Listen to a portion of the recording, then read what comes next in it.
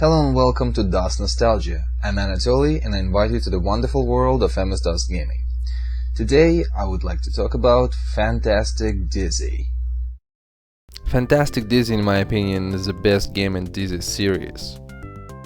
Who's Dizzy, you ask? Just by that question I can tell that you're either under 20 years old or an American. Or both. In Europe, especially in the UK where the series was created, Dizzy was huge. In the 80s. The series started as a humble budget adventure platformer on the 8-bit computers and then grew into something of a cult that still has a following today. Dizzy is an egg with a face. He wears red boots and boxing gloves and likes getting into adventures. Actually, he kinda gets into various adventures by necessity because the setup of a usual Dizzy game is this. Evil wizard Zax kidnaps Dizzy's girlfriend Daisy and casts some sort of evil magic on every other resident of the Yolkfolk, and it's up to Dizzy to save the day. Fantastic Dizzy is the 7th entry in the Dizzy series and also the second to last Dizzy game that was released. Codemasters had big plans for this game because it was Dizzy's biggest outing and the game appeared on several consoles, 8 and 16-bit. Possibly because of this, Codemasters decided to reuse some of the characters and puzzles from previous games in the series. The gameplay remained intact. The main game is an arcade adventure where you solve puzzles while fighting for your own survival in the game world. There are a few mini-games along the way, like the sliding puzzle to get extra lives, a minecart ride, Bubble Dizzy, and the crossbow shooting game. Sadly, the Down the Rapids minigame that's present in the 8-bit versions is omitted from 16-bit for some reason. Something I always liked about this game is controls. The main section can be played with just one hand because all you need is just 4 buttons, and on the PC version they're all mapped to the directional arrows. Inventory management is simplistic. You have 3 slots for the items. Items you pick up are added on the left, while the rightmost item is the one you can use or drop if you press an action button. You can only carry 3 items at a time. I also think that this is the best looking Dizzy game in the whole series. I mean, look at this. First time in the Dizzy game you have horizontal scrolling, and it's parallax as well. Time of the day changes, and every location has its own distinct look. The game is heavy on the exploration elements, so great graphics and music just add to the experience. Like many games of its time, the creators wanted you to play it to death, which is why they made it harder than nails. I've always found this game to be extremely hard, and here's why. There is no way you're ever gonna finish this game on your first try. You have to play it and memorize the solutions to all the puzzles and everything that goes with it.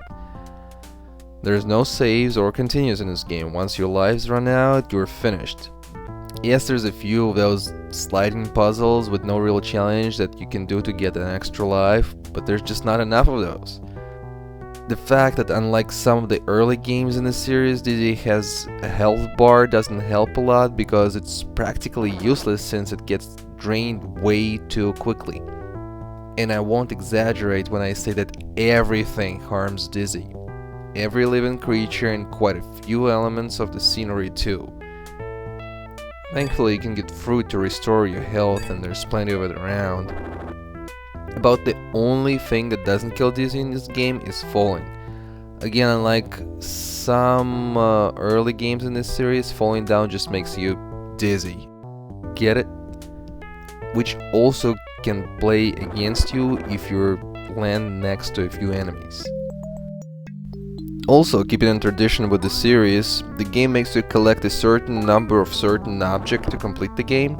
In Fantastic Dizzy, it's 250 stars and you have to get all 250 of them to get to the end. Some of the stars are even in the mini-games, like the minecart ride in which I don't want to collect stars, I just want to stay alive and not lose any more lives. Another annoyance is the inventory limit. Yes, you can carry 3 items and drop or pick up any items at will, but there is some items like the rope that gets used pretty much everywhere and you need to carry it around with you most of the time.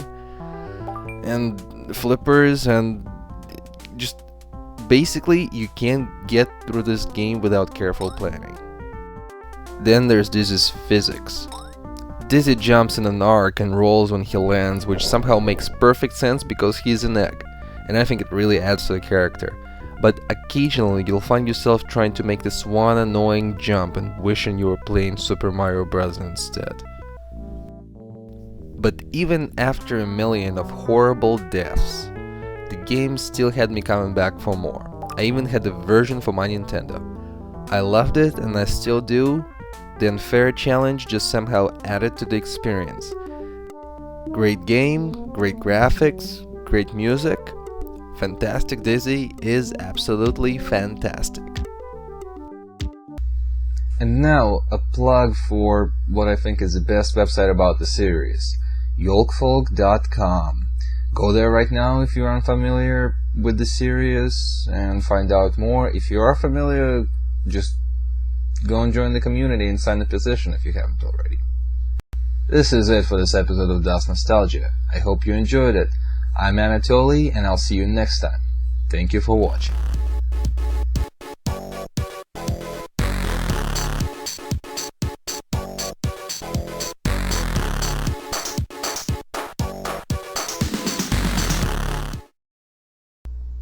Dizzy rocks.